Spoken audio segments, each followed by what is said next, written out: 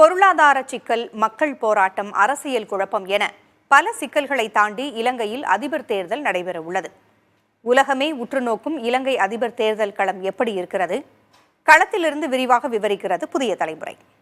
இலங்கை அதிபர் தேர்தலில் இதுவரை இல்லாத வகையில் மாறுபட்ட தேர்தல் களமாக மாறியிருக்கிறது. நாடு முழுவதும் எழுந்திருக்கக்கூடிய பிரச்சனைகளை விரிவாக பார்க்கலாம்.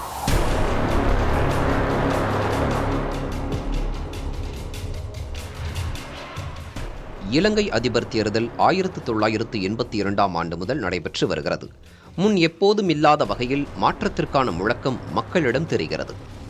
தற்போதைய அதிபர் ரணில் விக்ரமசிங்க, எதிர்க்கட்சித் தலைவர் சஜித் பிரேமதாச, அனுரகுமார திசநாயக ஆகியோர் களத்தில் இருக்கின்றனர்.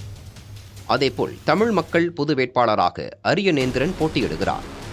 கடந்த தேர்தல்களில் தலைமுறையாக ஒரே கட்சிக்கே வாக்களித்து வந்தவர்கள் கூட இப்போது மாற்றி வாக்களிக்க வாய்ப்பு இருக்கும் என்கின்றனர்.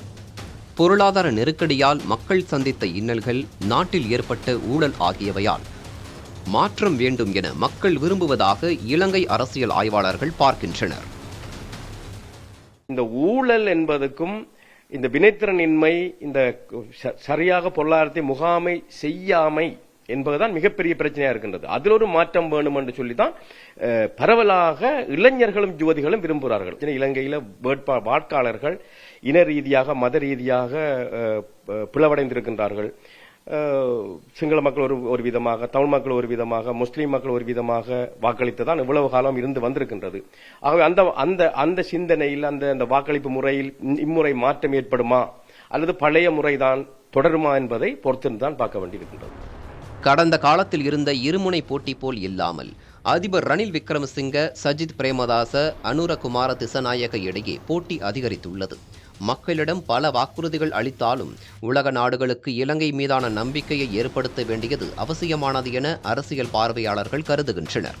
1,70,00,000 பேர் வாக்களிக்க தயாராகி வரும் நிலையில் விலைவாசியை குறைக்க வேண்டும், சுற்றுலா பயணிகள் வருகைக்கான புதிய கொள்கை அவசியமானது எனவும் வலியுறுத்துகின்றனர். அதே அனுரகுமார திசாநாயக்காவுக்கு பின்னால இளைஞர் யுவதிகள் பெருமளவு, குறிப்பாக நாட்டின் தென்பகுதிகளில் அணிதிரள்வதை காண முடியா இருக்கின்றது. என்றால் இந்த ரெண்டு கட்சிகளும் மாறி மாறி 76 ஆண்டு காலம் ஆட்சி செய்த போதும் ஒரு மாற்றத்தை தரவில்லை. ஊழல் மிகப்பெரிய பிரச்சனையா இருக்கின்றது, வாழ்க்கை தரம் மோசமாக இருக்கின்றது, பொருளாதார நெருக்கடிகள் அபரிவிதமாக இருக்கின்றன. ஆகவே ஒரு மாற்றம் வேணும். ஆகவே அனுரகுமார திசாநாயக்காவுக்கு ஒரு வாய்ப்பை கொடுத்தால் என்ன என்று இளைஞர் யுவதிகள் பெருமளவுக்கு விரும்புவது போல் தெரிகின்றது.